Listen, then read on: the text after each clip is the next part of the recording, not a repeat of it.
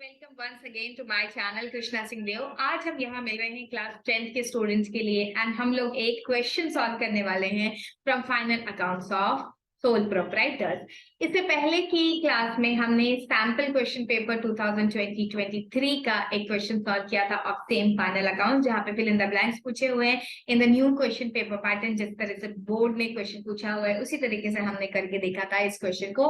आज मैं आपके साथ एक क्वेश्चन सॉल्व करने वाली हूँ जो कि हमने बुक से लिया है एंड बुक में उसको जिस तरीके से दिया गया था हमने इसे कन्वर्ट करके फिल इन द ब्लैंक्स में चेंज कर दिया है। तो हमारी जो अप्रोच होने वाली है, सबसे पहले हम सारा क्वेश्चन डिस्कस करेंगे। उस क्वेश्चन को डिस्कस करने के बाद what are we going to do, हम उसको सॉल्व करना शुरू करेंगे in the form of fill in the blanks. तो ये रहा क्वेश्चन। आपको मैं स्ट्रांगली सजेस्ट करूंगी कि आप एक पेन एंड पेपर लेके बैठिए यहाँ पर मेरे साथ। और यहाँ पे कुछ मार्किंग पहले से है, तो let me erase everything whatever is written over here. ये सारी मार्किंग मैं यहाँ से हटा देती हूँ।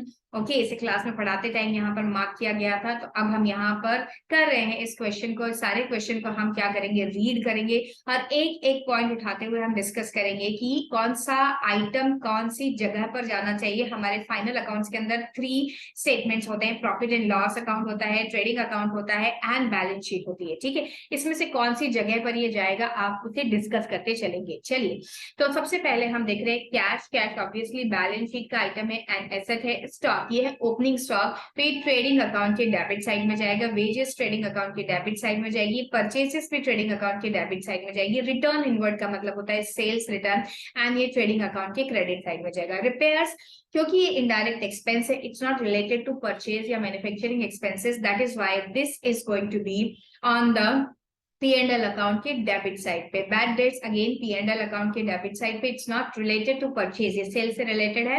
And interest on loan again indirect expense है, तो P&L अकाउंट के डेबिट साइड में। सैलरीज आल्सो P&L अकाउंट के डेबिट साइड में। Wages profit and loss account में नहीं जाती हैं, ट्रेडिंग अकाउंट में जाती हैं। And salaries profit and loss account में जाती है। Sales tax is also profit and loss account का आइटम डेबिट। एंड ये जो ऑक्ट्रॉय होता है ये भी एक तरीके का टैक्स है, इनडायरेक्ट एक्सपेंस, तो ये भी P&L अकाउंट के डेबिट साइड में जाएगा। इंश्योरेंस आल्सो P&L अकाउंट के डेबिट साइड में जाता है, it's not related to the purchase और मैन्युफैक्चरिंग। याद रखिए, ट्रेडिंग अकाउंट में हम वो एक्सपेंसेस डालते हैं which are related to purchase और manufacturing. Charity again in indirect expense, profit and loss account के डेबिट साइड में। Salaries rent, profit and loss account के डेबिट साइड में। मशीनरी एंड डेटर्स जो होते हैं ये asset side of balance sheet में जाते हैं। ओके, सो इस तरीके से हमने सारे के सारे आइटम्स को देख लिया है।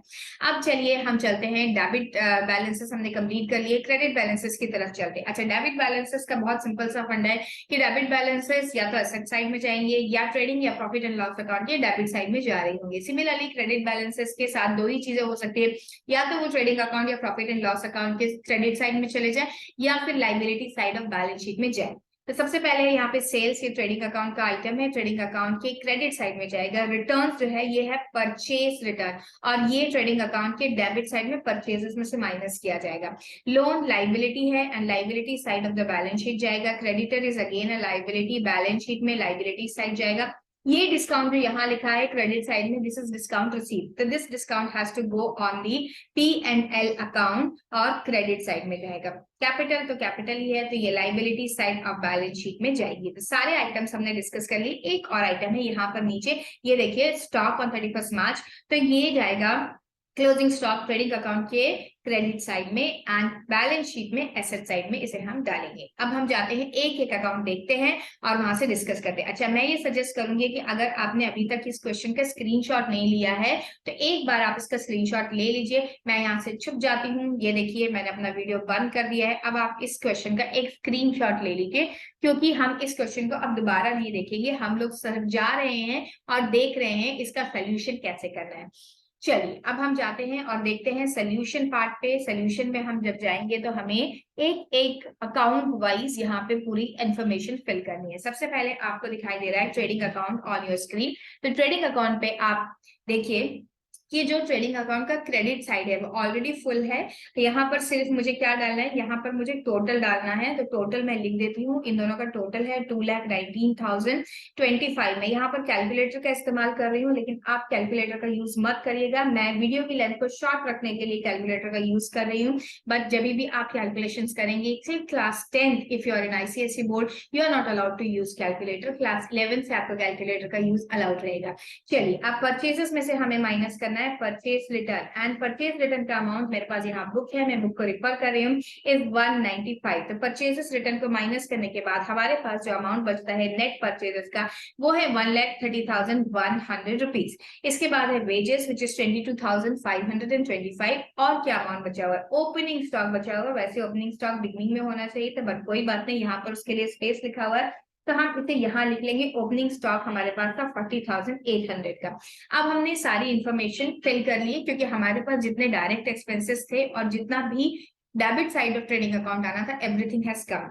तो now we will have to take this कि हम यहाँ का बैलेंसिंग फिगर निकालें, और यहाँ का बैलेंसिंग फिगर है जो कहलाता है ग्रॉस प्रॉफिट। तो हमारा ग्रॉस प्रॉफिट आ रहा है 25,600। चलिए, ये हमने निकाल लिया ग्रॉस प्रॉफिट। सो हमने कुछ first fill in the blanks जो थे 1 से लेके 3 तक, उनको कंप्लीट कर लिया। अब हम जाते हैं हमारे ट्रेडिंग अकाउंट को हमने कंप्लीट कर लिया, प्रॉफिट एंड लॉस अकाउंट की तरफ जा रहे हैं। सबसे पहले हम यहाँ पे ग्रॉस प्रॉफिट लिख लेंगे 25,600। उसके बाद एक और ब्लैंक आपको यहाँ पे दिखाई दे रहा है।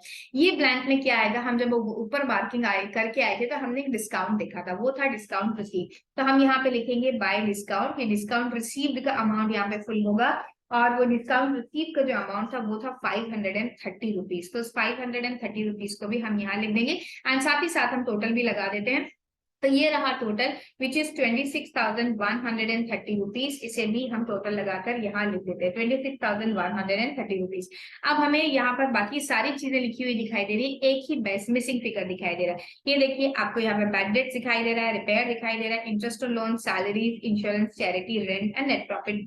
नेट प्रॉफिट हमें निकालना है बैलेंसिंग फिगर से, अगेन जैसे हमने ग्रॉस प्रॉफिट निकाला था। अब एक्सपेंसेस में देखो तो एक ऑक्ट्राई का एक्सपेंस यहाँ पे बचा हुआ है। तो octroi is also one kind of indirect. So octroi को हमने यहाँ भर दिया, एंड ऑक्ट्राई का जो अमाउंट है वो है 500 रुपीज। तो 500 रुपीज को हम यहाँ पर लिख देंगे। अब हमारा जो प्रॉफिट एंड लॉस अकाउंट है वो पूरी तरीके से कंप्लीट हो चुका है। अब हम बैलेंसिंग फिगर से क्या निकालेंगे, हम निकालेंगे what is the amount of net profit. तो बैलेंसिंग फिगर से जो अमाउंट यहाँ पर आ रहा है, I'm reaching to the figure, and again I'm telling you I am using calculator for now only. आगे के लिए मैं कैलकुलेटर का इस्तेमाल नहीं करने वाली हूँ, तो प्लीज आप कैलकुलेटर यूज मत करिएगा।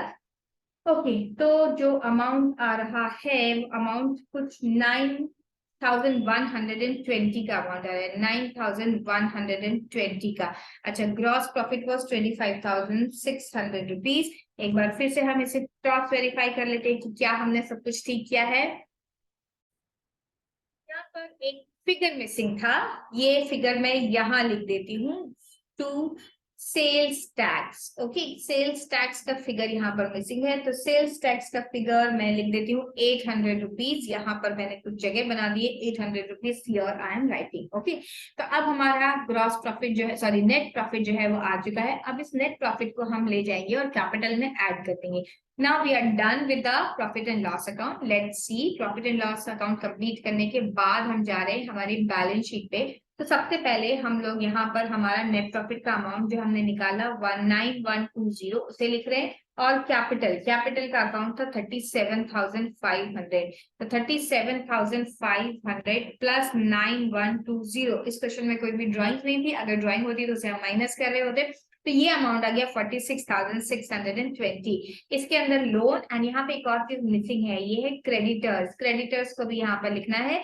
क्रेडिटर्स का जो अमाउंट था, क्रेडिटर्स का अमाउंट था 30,350। कुछ टाइपिंग एरर्स यहाँ पे दिखाई दे रही है, बट ठीक है, हमें तो क्वेश्चन कैसे करते हैं आता ही है पूरा क्वेश्चन करना। सो हमने उसे टैकल कर लिया। तो 46,620 रुपीज प्लस 20,000 प्लस 30,356, तो ये आ गया है 96,976। ओके, मैंने कैसे oh sorry, this is 50 not 56. Okay, सो वही डिफरेंस आ रहा था। एक बार फिर से मैं चेक कर लेती हूँ। 46,620 प्लस 20,000 प्लस 30,356 ₹50 के हमारे पास थे, सॉरी 350 नहीं है, दैट इज 305। इसे बोलते हैं एरर ऑफ कमीशन, जिसे आप क्लास 11 में पढ़ेंगे।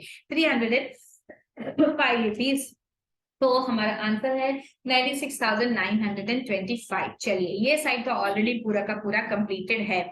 सो आई होप आपको ये क्वेश्चन पढ़ के समझ में आया होगा कि क्वेश्चन सॉल्व करते टाइम हमें कैसे कैसे माइंड मैपिंग करनी है, क्या प्रोसेस रखना है। Because fill in the blanks दिखता बड़ा आसान है, लेकिन आपको बहुत सारी चीजें वहां पे पढ़नी होती है। तो फिल इन द ब्लैंक्स में आप जो अप्रोच रखें वो ये अप्रोच रखें कि आप क्वेश्चन को पहले ठीक से पढ़ लें, उसमें से कौन कौन से आइटम कहाँ जाएंगे उसकी स्कैनिंग लगा कर ले एक बार, कि कौन सा आइटम कौन से अकाउंट में जाना है।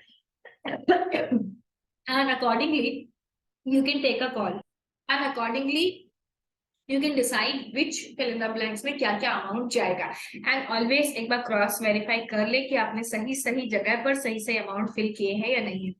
So this was one of the question of final accounts for class 10. Students, if you like my video, please do share, and अगर अभी तक आपने चैनल को सब्सक्राइब नहीं किया है तो चैनल को सब्सक्राइब करना मत भूलिए। फाइनल अकाउंट से कुछ और क्वेश्चंस की प्रैक्टिस के लिए मैं आपके साथ फिर से आऊंगी और हम लोग कुछ और क्वेश्चंस फिर दोबारा से करेंगे। तब तक के लिए bye, have a great day, keep practising and keep studying well for the exam. Till then, have a great day. Bye.